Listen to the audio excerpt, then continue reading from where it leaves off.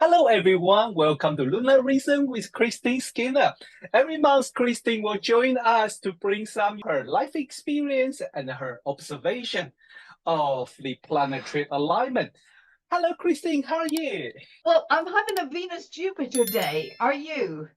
Oh, It's just I don't know excess. is that Venus Jupiter, but yes, there is some good news, but also a lot of things happen at this moment. I'm really interested, obviously, in what's going on in America. And this conjunction is, of course, very close to their sun, whichever chart you use. And we're not going into that argument. So anyway, I decided that I would like to have a look to see when there'd been a Venus-Jupiter conjunction in Cancer close to this one in the past and what had happened. So there isn't one. I mean, the closest was 1978, but at 8 degrees of Cancer, so far too wide. However, one was very significant, which was in 1984. And it wasn't in Cancer, it was at 13 degrees of Capricorn, so virtually opposite. And it was the 25th of November of 1984, right? Which you're too young to remember this, right? But that was the day that they recorded Do They Know It's Christmas? You know, it was yes. Right. So that was the really positive thing about that Venus-Jupiter, which obviously wasn't just America. That was a whole world thing. But I thought I'd love to know what's being recorded today, because whatever's being recorded today is probably going to shoot to the stars. It'll be amazing. So I spoke to Lily, whom you met, my granddaughter, who tells me that, and I'm sure I'm going to get the pronunciation wrong, but Leve, the Icelandic singer, she is apparently recording a new album. So that will be interesting to see if that's, what that is. But of course, Do They Know It's Christmas brought together 40 really big names. So again, I just wonder what might be happening that we don't know about yet. That's one thing. Yeah. Interestingly enough, at the end of November of 84, the Americans were preparing for arms control talks with the Soviet Union. Exactly, just like preparing for this week's summit in Alaska. Yes. So there's a kind of resonance. I know that the problem with astrology is we're very good at making things fit, but actually I think there is something here. I think those two stories, we could see a resonance with that. So that was my Venus-Jupiter thing. But of course, we've also, for the last week or so, we've been dealing with that kite formation in the sky. Definitely, yes. So I don't know about you, but of course, you have clients who are also astro students, and they get freaked out about things, especially if they haven't seen it before, like this is going to be a really big bad one, right? But I thought, well, it's quite interesting with it being a kite. If that's a skill, it's a sport, right? And people train to be able to fly kites really well. So I thought, what is it about this kite formation? It's like, and especially because we've got Uranus and Sedna on one side, the Saturn-Neptune bit coming here. And I thought, birds are going to fly now. I just wonder, what's going to come up. So as I was talking to clients, I started to talk about what ideas they might float on this kite thing. Now, it doesn't necessarily mean that it's going to be successful, of course, right? Because some kites crash, right? But this is full of ideas. So if you go to world events now, we've got this whole thing. Netanyahu says he's going to take over Gaza, right? Yes. Trump says he's been flying kites every day, really, since the most recent ones seem to be really extraordinary. But wherever you are in the world, right, we're seeing kites, ideas being flown, right? They won't necessarily land. However, one of the keys to this was that we had Mars on the base end. Remember, we had Mars opposing, and Mars was on the exact degree of the forthcoming solar eclipse. So yesterday I was on LinkedIn and I was reading what Andy Pancholi had said. He's a financial guy, right? A financial astrologer as well. And he was saying, look, markets are all flying up here, but underneath it all, where are the cracks? And I thought, well, we can see the cracks are coming, really, because Mars is just tipping us a wink that actually once the flights are flying now, but come September, some of them are just not going to run. They're just, you know, we're in. So obviously I'm doing work on all of that and preparing for my August monthly class. So I thought it's just interesting how this kite is working. Oh, and sorry, I missed the big thing. Sorry. You and your comets, you're responsible for this. So we were on holiday in France, and whilst I was there, I was actually proofreading Tanya's book, right? Which, can I tell you, is amazing. And I'm coming to you, right? But I was proofreading Tanya Daniel's book, which is absolutely phenomenal. But whilst I was doing that, I was also dipping in and out of your book, right, which I've still got in the PDF. And then I had a conversation with Margaret Gray in Dublin, who was talking about her book. And of course, I'd also been talking to Leanne about, and I was dealing with mine. And I thought, my God, where's all this stuff coming from? I'm a Libra, right? Yes. So that Uranus Sedna thing in Gemini is all in the 9th house for a Libran, right? Yes. And I feel both excited, which is the Uranus thing, but also overwhelmed, which is the Sedna thing, about how much really phenomenally interesting, and I'm using the word correctly there, because I think there is a phenomenon here. The output presently is, we've had splurges of this before. We had a splurge of this in the 1980s, and we're coming back to it again, right? Of having a whole load of material that suddenly is there just when we need it, and it's expanding our consciousness. It's brilliant. So I think we're on a kind of a roll here. So your comment, are you going to have your book at the conference? Yes, and I'm going to give a presentation about 2 comets last year and with the current situation we have. Wow. Well, I really wish I could be there. Hakan is going to be there. I will have to listen to the recording. I'm going up to Yorkshire both to deal with this family thing, but also to do some recordings of my own, which are all about 2026. Let me tell you the other thing that I've been doing. So I'm doing that. I'm also having to work on the solar. Yes, right? This one, yes. And I've been learning about something called the Gleisberg cycle. That's GLEISSBERG, which is a 100-year cycle. And it's really interesting because we talk about the sunspot cycle of 11.2 or 22, whatever it is. This is a 100-year cycle where this lady had, it's extraordinary what come up with, is that you have, well, the bottom line of it is that the sun is waking up again, right? Now, this is not what was expected during cycle 24, right? True. Cycle 25, which is where we are now, it's been much higher than anybody expected. What she's saying is if you take into account this 100-year cycle, that we're now onto a really busy cycle now, right? So cycles 26, 27, 28 should all see extraordinary sunspot activity, which takes us through to about 2060. So, and this is because I'm doing for my space book. Yes. I'm with you on this, but I'm actually looking at it from international space treaties and all that sort of stuff. But if we have the sun being super busy, yes, and if things go the way that people plan, which I really hope they don't, we're supposed to be having about 60,000 satellites orbiting by 2020. Oh my God. Right? That's right.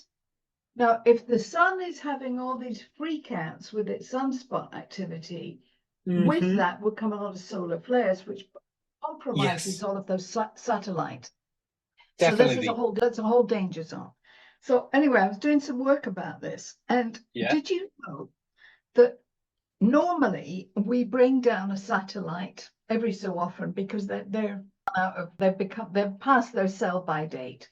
They're programmed so that they're going to break up way above us, right, and cause us any problem.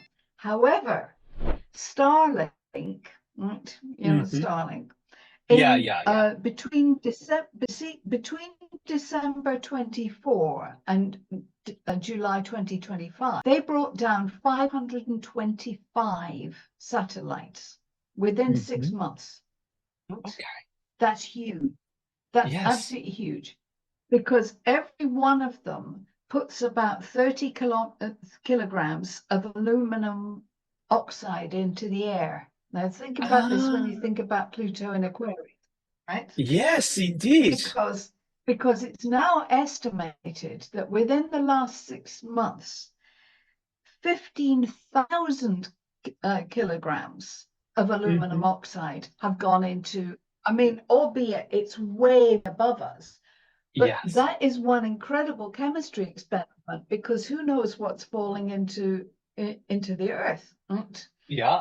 Their plan, they intend to be putting up 50 a week. Starlink itself intends to have a fleet of 80,000, right? 8,000 satellites. So they want to be bringing them back into orbit every so often, decommissioning them or deorbiting them or whatever. Right? So we're putting up a load of stuff there, which that's also going to affect global warming, change. Like, we're not looking after the planet well enough already, and now we're letting anybody do anything up, which goes back to my whole thing about that International Space Treaty, which the heliocentric chart for that had a Mercury-Mars conjunction at 0 Aquarius. So that treaty wasn't worth, well, in fact, there were 42 countries that hadn't signed it anyway. So it needs to be redone. And you don't hear that in the press. That should actually be front page news, right? Because this affects all of us, Definitely. So I've been reading this book, Every Breath You Take, by this chemistry professor. And it's not like your book. It could have done with a really good edit, right? This one. But it's full of some amazing stuff. And it just makes you realize that but actually more people die from air pollution across the planet than from any other. And yet we don't talk about it. But maybe with Pluto and Aquarius, we're probably going to awake about this issue, especially this is one of the topics you already mentioned when we discussed about Pluto in Aquarius, the pollution from the air, and also the things coming from the outside. That is totally fit into this Pluto in Aquarius. And so I think it would be very, very interesting. And another thing I think you probably already know, you haven't mentioned yet, but you already know, is the Autobahn. It's coming up more and more, the Pluto Autobahn from the September to November. It will come to get busy and busy until like what? And the peak will be around 2030. Yeah, but you see, there's no limits. There isn't an international treaty that says we're going to limit the number of satellites going up. You're right. So that's one problem. Another problem is, because we can't even agree about where space starts, does it start 50 kilometers above or 80 kilometers? There's a whole band of space where satellites and things are traveling. But suppose you, Mr. Uruguay, for example, decide Mr. France satellite is in the way, right? And you bomb it out. Who's going to sort that out? Right? What are the legalities? It's a minefield. There's Pluto in Aquarius. We've all been talking about artificial intelligence and all of that. Actually, I think we should have been really thinking about what's going on upstairs. We are definitely. We are so distanced because of light pollution. We don't look at the sky anymore. We don't appreciate it, and I mean, because we were out in the wilds of nowhere in France, and there was no light pollution. It was absolutely breathtaking seeing the sky. And I understand that even then we were only seeing a fraction of what was possible. There were even dark skies somewhere else. But it's only when you look up and you get the wonder of that, you start to think, actually, we're not looking after any of that at all, right? We're compromising it daily. Yeah, definitely. Yes, another thing is like as astrologer, definitely going out to look at the sky and you will notice them, you will notice them, and then you will connect with the stars and planet, and you will understand what's happening around the world now. And we maybe ask a question, why that planet or that star is there? What does that mean? And that is very inspiring. That's one way I love astrology and the stargazing altogether. Well, talking about that, you mentioned about your course on Sunday. What's next course coming up? Oh my God, right. Okay, next course. Well, you don't really want to know this list. It's unbelievable. Why? I don't want to know. We'll do our normal monthly thing where we're going to be looking at what the markets might do in September, but specifically looking at Bitcoin, Ethereum, NVIDIA. And there are 3 companies that people have sent me data for, so we'll be looking at that as well. Obviously, the gold and silver stuff. I mean, what we pack into 75 minutes is oh yes. but it's well paced, and so that's really good. If anybody wants to know about that, it's Julie Cityscopes. October is Canada. It's a similar kind of talk, but I'm also doing the thing for the New York NCGR group. That's a Pluto talk. That's Pluto and money and gold and silver, whatever, right? Cool. November is for Dallas.